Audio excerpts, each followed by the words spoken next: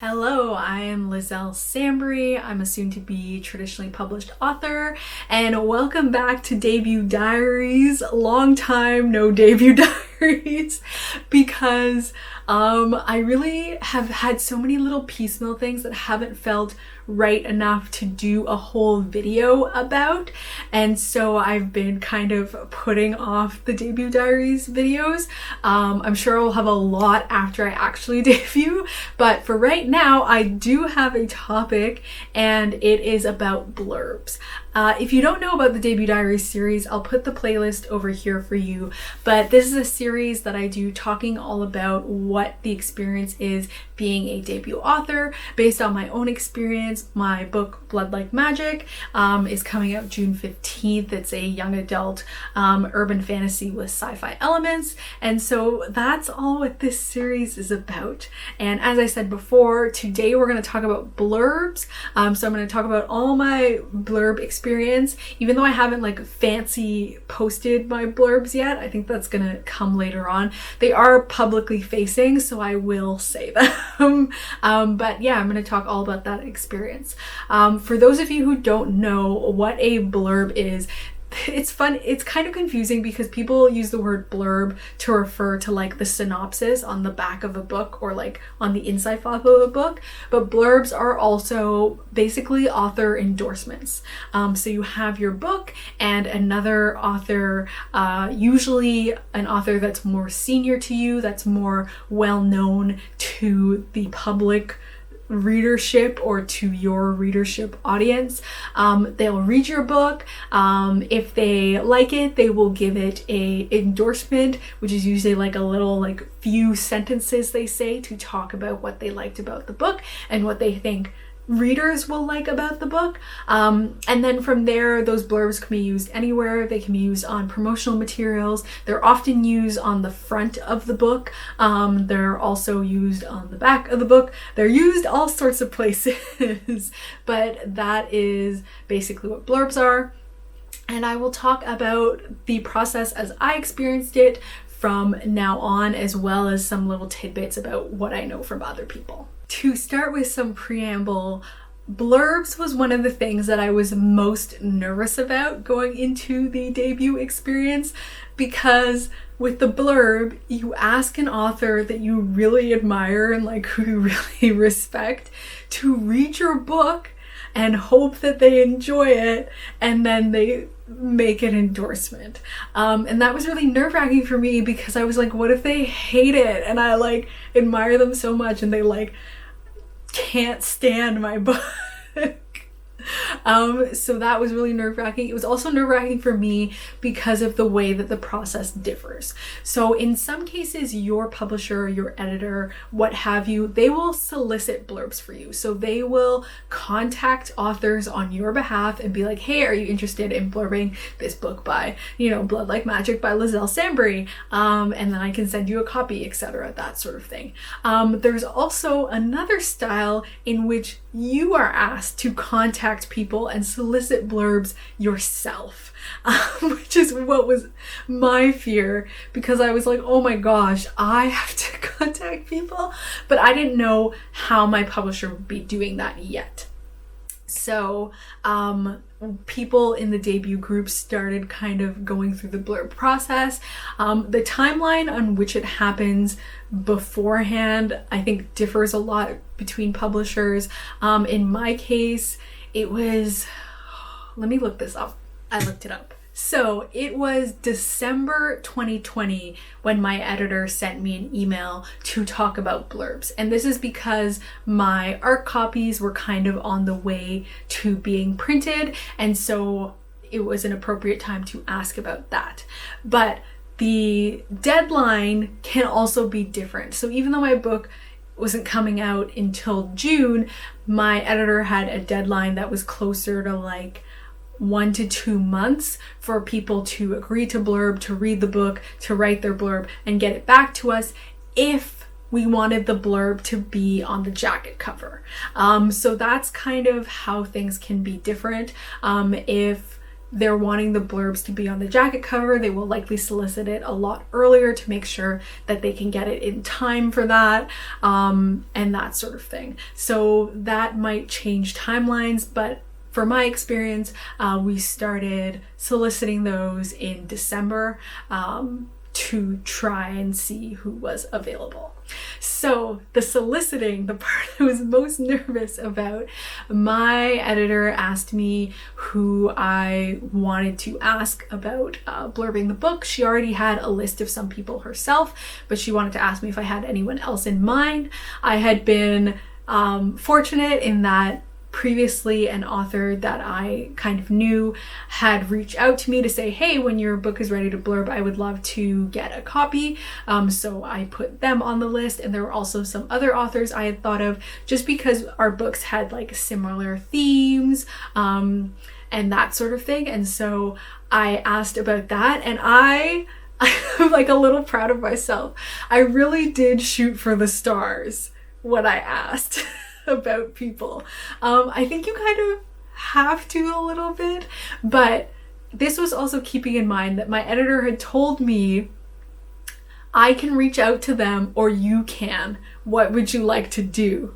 So that also changed things, because I was like, if she's doing it, I'm a lot more comfortable with putting my like shoot for the star names, which is just like, really, they were all shoot for the star names, to be 100% honest. Everyone we contacted is an author I really admire, and then would love to get a blurb from.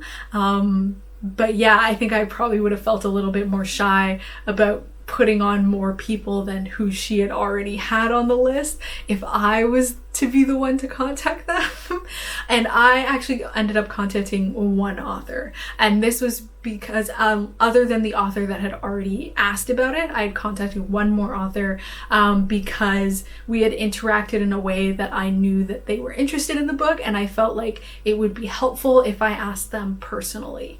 And I was interested in that. So that was like very, very nerve-wracking for me. I was so nervous. I like drafted the message several times. I sent it to I tried to send it to my friend. She wasn't online, but I tried to send it to her to be like, is this okay? And then I couldn't wait for her because I was just so panicked. So then I just sent off the message, and I was like, it's okay if they say no. It's okay if they say no. Because in all of, at least in the messages I sent, I was like, it's okay if you don't have time for it, because sometimes authors really do want to read your book and are interested in blurbing, but they just don't have time, especially in our case, because we had established that timeline. It was like, well, people may not have time within this timeline, even if they had wanted to blurb at large. So we sent those out. Not everyone was interested in getting a copy of the book, because like I said, some people had time constraints, and I could tell. Bless my editor, when she sent the original email, she was like, it's okay if people don't get back to us. It's okay to not have a blurb. It's not as like detrimental as authors may feel, because lots of authors are very attached to the idea of blurbs, but not having a blurb is fine. So I got like a preliminary, like, it's okay if it doesn't happen, which sometimes it doesn't, for various reasons, and not necessarily because everybody like hated the book. It might just be that nobody has time during that time period. So I think we asked something like 6 authors, and I think something like 4, or maybe we asked 7 authors, and I think something like 4 had the time to get the book and read. And then we ultimately got 2 blurbs that came back that were in time for the cover. And those, as of now, and I'm assuming forever, but maybe not, just because we only have almost nearly like a little bit more than a month to go, 41 days, because I am tracking it precisely, but as far as I know, those are the only 2 blurbs for Blood Like Magic. But yeah, we ended up with 2 blurbs. I was so happy, really excited. They came in very close in time to each other. I guess probably the deadline was close to that time and that's why they came close in time to each other. But I'm just so grateful and thankful to the authors for taking the time to read and for really liking the book and like saying kind words about it. So now the moment you've perhaps been waiting for, I'm gonna read out my blurbs for you. These are on my website and they're publicly on Edelweiss and stuff, so I'm going with the assumption that it's okay for me to say something and nobody told me otherwise, so I'm just gonna say them. Which order should I do this? I'm gonna like, which order? I'm gonna do in the order that they're on my website because they are listed on my website. So the first blurb says, Liselle Sambury builds a world not far from our own, where blood is both weapon and salvation. Blood Like Magic is an intoxicating, skillful blend of science fiction and fantasy that reads like an enthralling dream. Poignant, smart, and wholly unique. An ode to the spirits of Black women, this novel demands that the future never forget the enduring power of family or the long, sharp blade of history. A bold, magical debut full of heart and an author to watch. From Tracy Dion, New York Times bestselling author of Legend Born. Yeah, just, I have past vlogs where I've like gotten the blurbs and I've been like all ridiculous about them already. But yeah,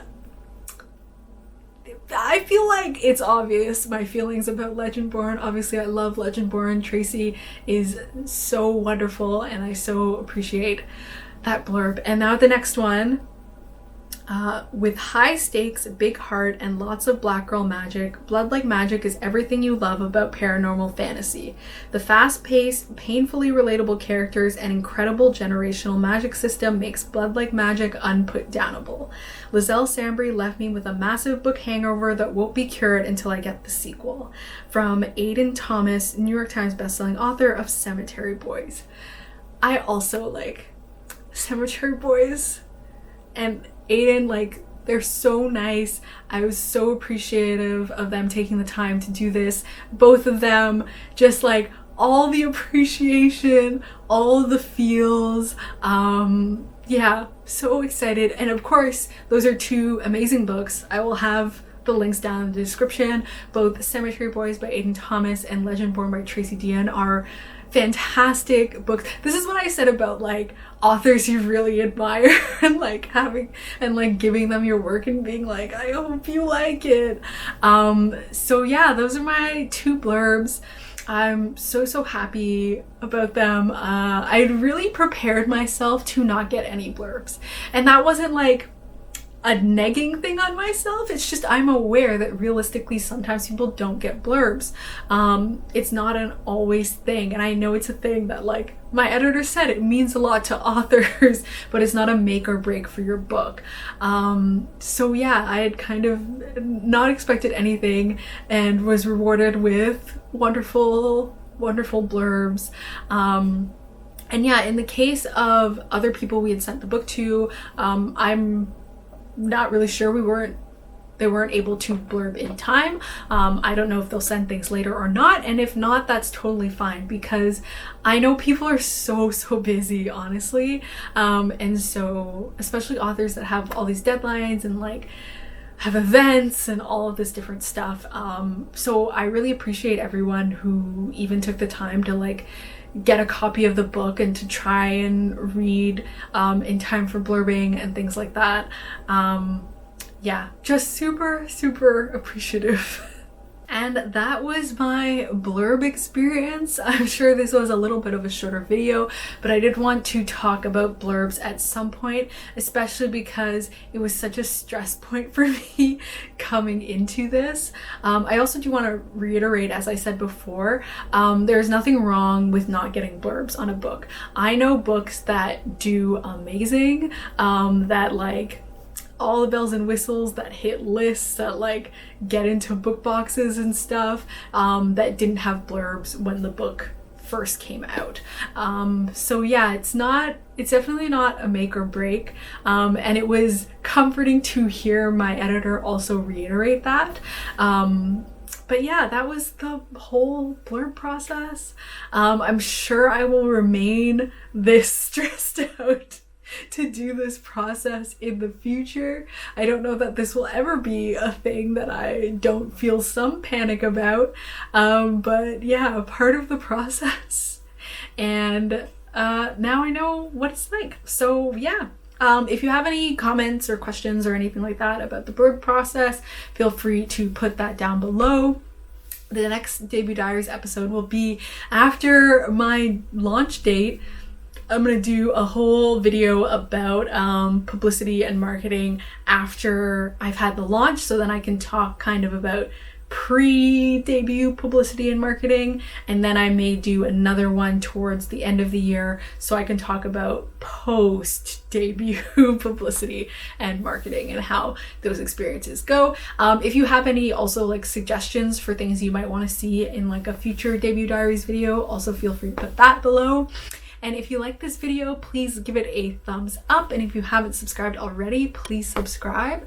And thank you so much for watching. Bye!